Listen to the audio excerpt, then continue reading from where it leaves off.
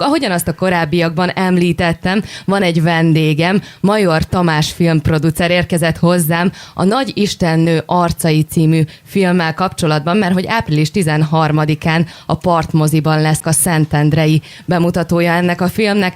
Nos, hát ugye beszélgettünk róla már, mielőtt adásba kerültünk, és hogy ugye ez egy igazán izgalmas művészfilm, amit nem is tudtunk bekategorizálni, de mindenek előtt először is üdvözöllek, szia! Szia, köszönöm szépen a meghívást!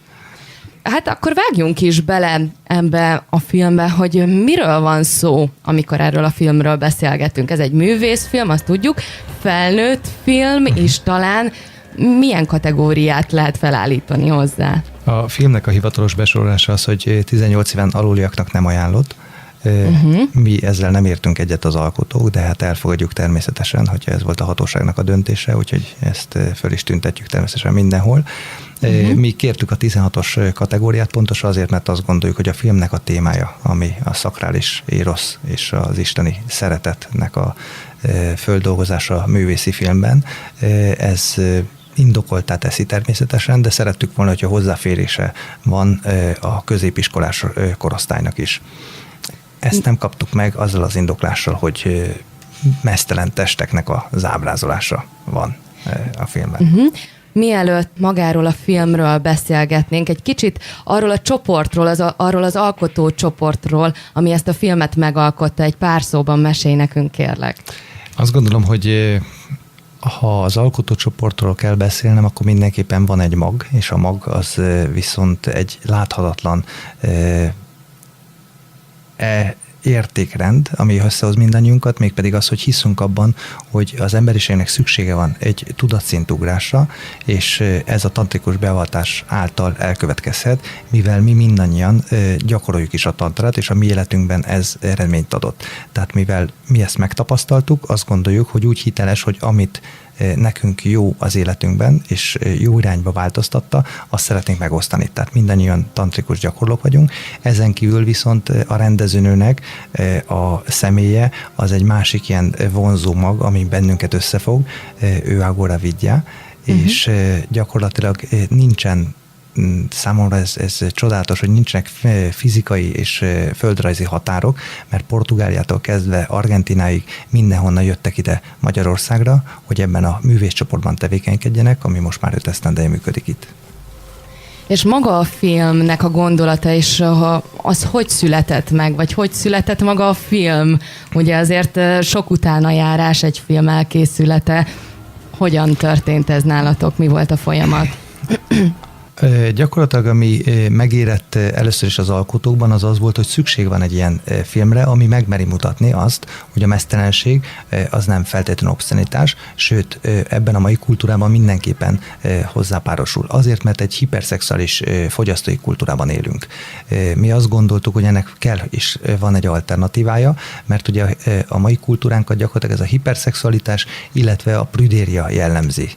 Tehát az a fajta... Jelen esetben a pornófilmekre is gondolsz? Természetesen, mert itt az egyik az csederből vederbe, és gyakorlatilag kész kezet most ebben a játékban, hogy úgy csinálnak, ez egy ilyen mesterséges ellenpólus, mint hogy nézzük meg, hogyha bárkire ráfogják a szexualitás vágyát, akkor abból a közszereplőből egy pillanat alatt leíródik és nulla lesz, mint közszereplő. Tehát itt van a társadalmi prüdéria, de ugyanakkor a pornónak a terjedését, mint egyfajta ilyen szörnyű baktériumot, ami megy mindenhol, és gyakorlatilag kisgyerekeket elér, attól függetlenül, hogy milyen korhatárokat tesznek hozzá, ez egy valóság. És mi azt gondoljuk, hogy ez egy nagyon nagy hipokrácia, képmutatás, és ennek viszont van egy alternatívája. Ez pedig az isteni érosz, aminek a megnyilvánulása minden ember életében az elérhető. Itt van egy nagyon fontos kérdés, mégpedig az, amit mi észrevettünk, hogy gyakorlatilag ez az isteni érosz, illetve a tantrának a tanítása, ez mindenki által elérhető. Tehát itt nem kell különböző csodaszereket vásárolni, nem kell különböző más tanfolyamokat, itt egyetlen egy megértésre van nagyon szükség, mégpedig az, hogy az életünket ne horizontálisan próbáljuk megélni, hanem hogy legyen egy olyan aspirációnk, hogy föltegyük magunknak azokat a kérdéseket, amire egy jogi általában próbál válaszolni az élete során gyakorolt jogagyakorlatok alatt, hogy honnan jöttem, miért vagyok itt, és hova fogok elmenni, amikor ebből a fizikai testből el kell mennem.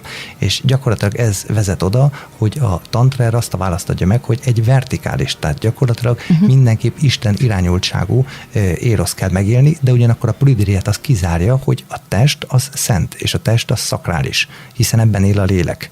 Tehát... És hozzátartozik a szexualitás is, és ezt próbáljátok egy ilyen egészséges képbe csomagolni. Akkor térjünk is rá a filmre, ennek kapcsán erről szól ez a film?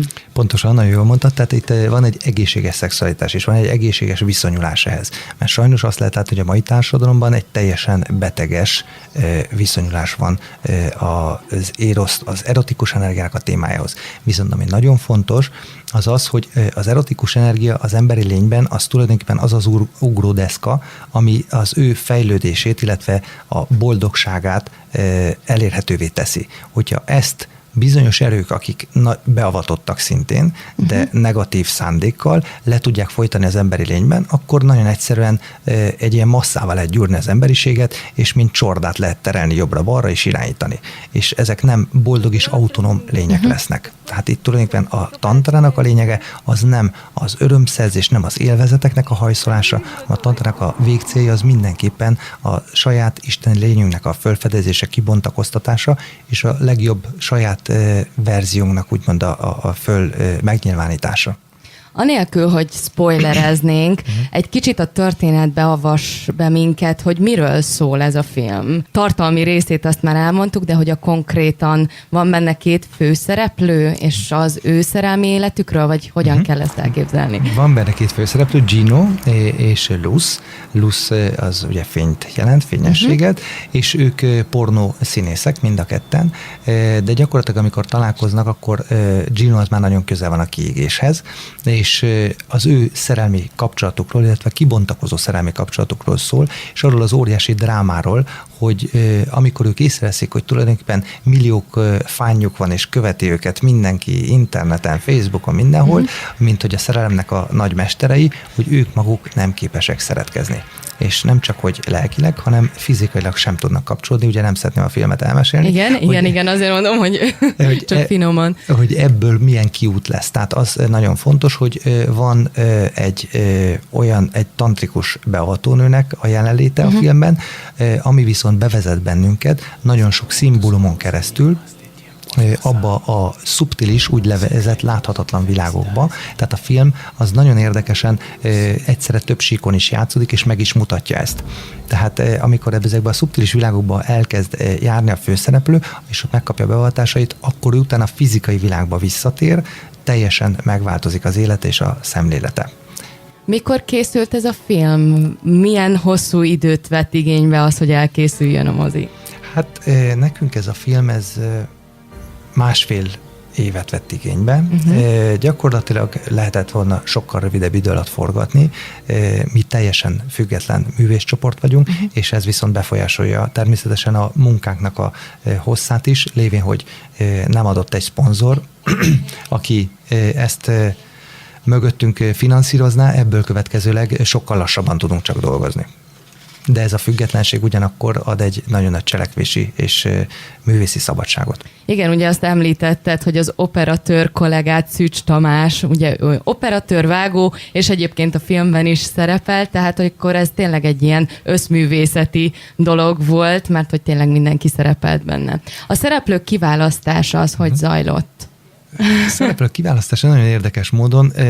Mi kérdezte azt, hogy mennyire, még amikor beszélgettünk ettől, mennyire spirituális, és gyakorlatilag azt mondtam, hogy ez egy arthouse film. Az arthouse ugye abból az értelemben, hogy a rendezőnőnknek az életlátása mindenre rányomja a bélyegét, így a filmben, és így a szereplők kiválasztásakor is. Tehát ez azt jelenti, hogy ő nagyon hisz és bízik a rezonancia törvényében, és gyakorlatilag bevonzotta azokat a szereplőket, akikre szüksége volt a filmkor.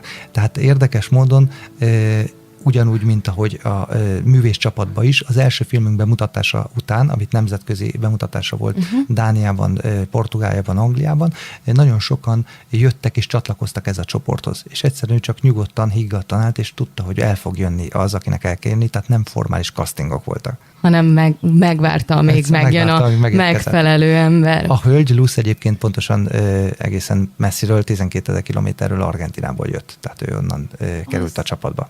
Az szép. Mennyire voltak gördülékenyek az előkészületei a film forgatásának, és hogy mennyire kellett felkészíteni a színészeket erre a spiritualitásra?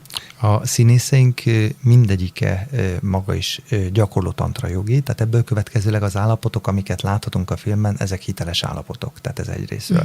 Másrésztről viszont ugyanakkor az objektív művészetet gyakoroljuk, tehát a tantrikus művészeten belül, és az objektív művészetben szinte kizárt és nem megengedett az, hogy ilyen hamis állapotokat tükrözzön. Tehát itt válaszolva a kérdésedre, tükröződik mindenképpen az átalakulási folyamata. Tehát amikor Gino-nak például könnyes a szem, akkor valóban ő sír, tehát nem csak meg kell ezt rendeznünk, mert ő neki, a művésznek van egy átalakulási folyamata, miközben létrehozza a művet.